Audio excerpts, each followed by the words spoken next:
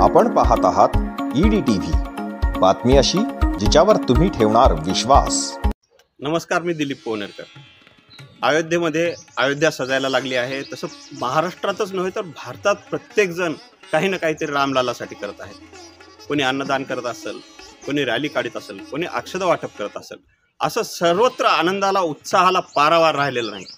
जालन्यात देखील या उत्साहाला उधाण आलेलं आहे। जालना शहरात एक इस्कॉनचं मंदिर आहे आणि ते भव्य दिव्य होत आहे। त्याची इमारतीचं बांधकामही चालू आहे। मंदिराच्या वतीनं येत्या 22 तारखेला 10,000 भाविकांना अन्नदानाचा म्हणजेच महाप्रसादाचा संकल्प केलेला आहे। आपल्यासोबत आहेत जालना इस्कॉनचे रास गोविंद प्रभूजी, जे या इमारतीविषयी आणि येणाऱ्या 22 तारखेला जो संकल्प केलेला आहे अन्नदानाचा यज्ञाचा, त्याविषयी सर्व माहिती देणार आहेत। तर चला भेटूयात आपण प्रभूंना। प्रभूजी, EDTV मध्ये तुमचं खूप खूप स्वागत आहे। धन्यवाद। एवढा 10,000 लोकांना तुम्ही अन्नदानाचा संकल्प केलेला आहे। कसा असणार आहे तो संकल्प, तुम्ही कसं करणार आहे त्याचे नियोजन आणि इमारतीविषयी थोडं आम्हाला माहिती सांगाल? या ठिकाणी ही जी इमारत होत आहे त्या ठिकाणी 2 कार्य महत्त्वाचे आहेत। पहिले जे कार्य आहे, या इमारतीचं आम्ही नाव ठेवलेलं आहे ISKCON youth wellness and cultural centre. त्याला मराठीमध्ये आपण युवा कल्याण केंद्र असं म्हणूया। आणि जगामध्ये जर युवा कल्याण केंद्र जर निर्माण करायचं असेल तर त्यासाठी मंदिराची आवश्यकता फार आहे। मंदिराशिवाय युवा कल्याण होऊ शकत नाही असा आमचा संकल्प आहे आणि आमचे मत आहे।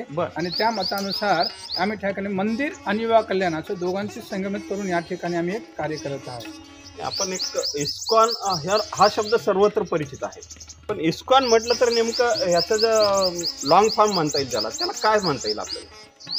इस्कॉन ही संपूर्ण नाव आहे international society of Krishna consciousness, हे इंग्लिशमध्ये ह्याला म्हटलं जातं आणि मराठीमध्ये किंवा हिंदीमध्ये आपण त्याला आंतरराष्ट्रीय कृष्ण भावनामृत संघ, हा असा इस्कॉनचा संपूर्ण परिचय आहे। इस्कॉन म्हटल्यावर निश्चितच श्रीकृष्णाचं नाव आपल्या तोंडात येतं आणि श्रीकृष्णाचं काम तिथं चालतं। तर मग जालन्यात किती वर्षापासून हे काम सुरू आहे? जालन्यामध्ये जवळपास 6 वर्षापासून आम्ही या ठिकाणी कार्य करत आहोत। सुरुवातीला 2016-2017 मध्ये आम्ही सुरुवातीला जन्माष्टमी साजरी केली आणि जन्माष्टमीमध्ये आम्हाला फार छान पद्धतीचा रिस्पॉन्स भेटला आणि भक्तांचे अनुभव भेटले आणि त्यानंतर आम्ही विचार केला की या ठिकाणी आम्ही एक छोटंसं केंद्र निर्माण केलं पाहिजे आणि हळूहळू भक्तांचा जनसमुदाय वाढत गेला।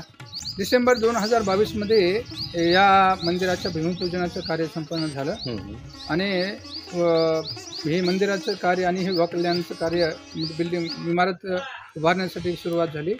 जवळपास आता 1 वर्ष संपलेलं आहे आणि 1 वर्षामध्ये 4 जे स्लॅब आहेत हे 4 संपलेले आहेत। यामध्ये खालचा जो भाग आहे त्या भागामध्ये आम्ही प्रसादम हॉल म्हणून विचार करतो, पण प्रसाद डिस्ट्रीब्युशन करण्यासाठी हॉल बनवलेला आहे।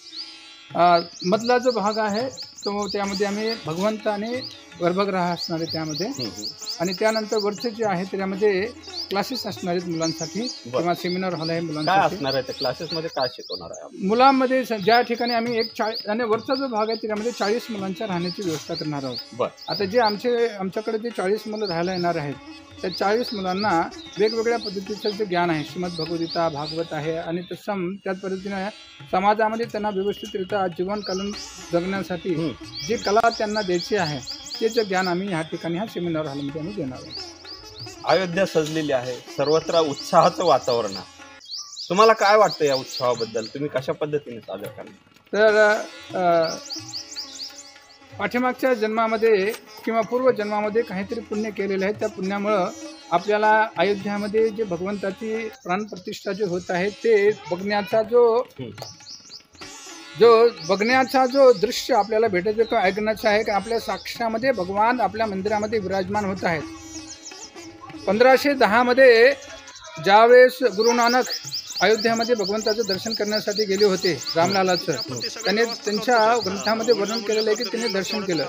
पण 1518 मध्ये ज्यावेळेस बाबरनं त्या ठिकाणी रामलालाचं मंदिर तोडून त्या ठिकाणी बाबरी मस्जिद उभा केली आणि 1518 नंतर 2023 म्हणजे इतका 500पेक्षा जास्त वर्षाचा जो काळ आहे, त्या 500पेक्षा जास्त वर्षाच्या काळामध्ये रामलालाचे विग्रह किंवा मूर्ती जी आहेत मंदिरामध्ये नव्हते आणि 500 वर्षानंतर हा जो सोहळा साजरा होत आहे प्राणप्रतिष्ठेचा, मी म्हणतोय हा संपूर्ण भारतासाठी नाही आहे, जगासाठी एक उत्क्रांतीचा असणार आहे. ज्या ठिकाणी संस्कृती वाढत राहील त्या ठिकाणी समाज विकसित होत राहील. ज्या ठिकाणी भगवंत नाही त्या ठिकाणी समाज विकसित होऊ शकत नाही, असं आमचं म्हणणं आहे. हा जो आनंद आहे, हा जो उत्साह आहे, तुम्ही साधारणतः 10,000 भाविकांना अन्नदानाचा म्हणा किंवा महाप्रसादाचा संकल्प तुम्ही सोडलेला आहे. कसं असणार आहे याचं नियोजन आणि काय तयारी करताय? तर सध्या आमचे खूप भक्त आहे, जवळपास 50 भक्त गेली 10 ते 15 दिवस या संकल्पामध्ये म्हणजे तयारी करत आहेत. तर आमचे जे एक कमिटी मेंबर्स आहेत त्यापैकी मुकेश अग्रवाल प्रभूजी आहेत. तर मुकेश अग्रवाल प्रभूजी यांना आम्ही जे तेल, गोड तेल आहे आणि तूर डाळ आहे त्यांचं नियोजन करायला दिलेलं आहे.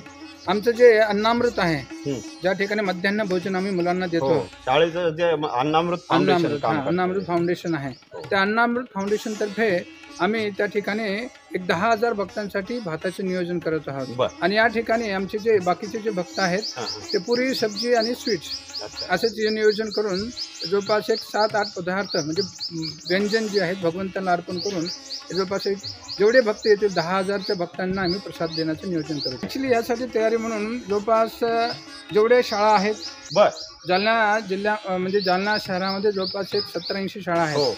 प्रत्येक शाळेतले जे प्राचार्य आहेत आणि शिक्षक आहेत त्यांना आम्ही विनंती केली आहे की आपला जो सगळा जो शाळेचा स्टाफ, विद्यार्थींचे पालक त्यांना आपण घेऊन ह्या कार्यक्रमासाठी महाप्रसादाची व्यवस्था करण्यासाठी या जेवढे कॉलेजेस आहेत, जसे CP भक्तचं कॉलेज आहे, इथं आयुर्वेदिक कॉलेज आहे प्रकाश पाटलांचं, तर त्यांच्या पाटलांच्या सरांच्या कॉलेजमध्ये आणि CP भक्त कॉलेजच्या सरांनी त्यांनी आम्हाला सांगितलं की आम्ही जवळपास आमचे जेवढे विद्यार्थी आहेत आम्ही आमच्या पद्धतीनं आमच्या कॉलेजमध्ये आम्ही साजरा करणार आहोत.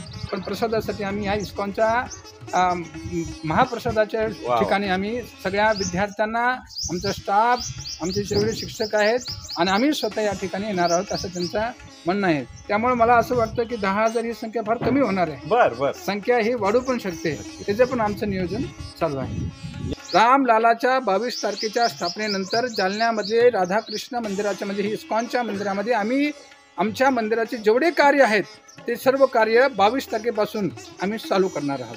तारखेला मोक्षदा एकादशी होती आणि 23 तारखेच्या मोक्षदा एकादशीचा आम्ही यज्ञ 30 तारखेला साजरा केला, सीता जयंती यज्ञ म्हणून. आणि या यज्ञामध्ये जवळपास 150 भक्तांनी भाग घेतला. आणि त्याच उपलक्षामध्ये श्री रामलालाची जी प्राणप्रतिष्ठा आहे, तर रामलालाच्या प्राणप्रतिष्ठेसाठी या ठिकाणी एक पुरुषोक्त यज्ञ आम्ही आयोजित केलेला आहे. श्रीमद भागवतामध्ये पुरुषोत्तम एक प्रार्थना आहे. त्या प्रार्थनेच्या आधारावर विश्वकल्याणासाठी आणि रामलालाची जी स्थापना आहे ती रामलालाची स्थापना उत्कृष्ट पद्धतीने आणि व्यवस्थित व्हावी यासाठी आम्ही जालन्यामध्ये इस्कॉनचे भक्त 108 कुटुंब म्हणजे महिला आणि पुरुष, पती आणि पत्नी अशा स्वरूपामध्ये 108 जोडपे या ठिकाणी येऊन ते या पुरुषोक्त यज्ञामध्ये भाग घेणार आहे. कशी असणार आहे त्याची पद्धत, प्रवेश, भाग घेण्याची प्रवेश प्रक्रिया कशी असेल? जे कोणी भक्त 1-2 दिवसाचं अनुष्ठान आहे, या 2 दिवसाच्या अनुष्ठानामध्ये एकादशी आदल्या दिवशी आहे, 21 तारखेला एकादशी आहे.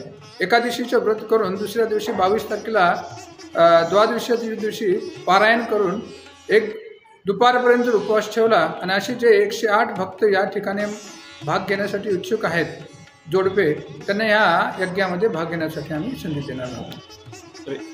यांची नाव नोंदणी झालेली आहे का? परत काही कोणाला जर करायची इच्छा असेल तर कसं करू शकतो? हो, यामध्ये जवळपास एक 70 भक्तांनी नाव दिलेली आहेत आणि अजून जवळपास एक 40 भक्तांच्या नावं आम्ही वाट पाहतो. त्यामध्ये नंतर जे व्यवस्थित आहेत आणि जे नियमाचं पालन करणारे जे भक्त आहेत त्यांना आम्ही याच्यामध्ये संधी देणार आहे. संपर्कासाठी काय आहे, कोणाकडे करायचं? संपर्कासाठी 8806668664. श्रीकृष्ण भगवंतांनी भगवद्गीतेच्या 3ऱ्या अध्यायामध्ये यज्ञाची माहिती दिलेली आहे आणि यज्ञ फार महत्त्वाचा आहे. यज्ञ सिद्धासन संतम उच्चंते सर्व क्लेशे. भगवान म्हणतात प्रत्येक गोष्ट ही यज्ञाला अर्पण केली पाहिजे. मग आपले जेवण असेल, आपलं धन असेल, सगळं जे आहे आपल्याकडं ते हे यज्ञाला अर्पण केले पाहिजेत. आणि याची सुरुवात आम्ही रामलालाच्या स्थापनेमध्ये जी सुरुवात आहे यज्ञाच्या मार्फत आम्ही करणार आहोत. तिकडं अयोध्या सजलेली आहे आणि इकडं जालना सजलेला आहे. एकदम उत्साहाच्या वातावरणात हे सर्व पार पडत आहे. रामललांच्या पदस्थापनेनंतर, त्यांच्या प्राणप्रतिष्ठेनंतर इथं देखील श्रीकृष्ण भगवान स्थापन होणार आहेत, यात काही शंका नाही. Dilip Pohanerkar, EDTV news, Jalna.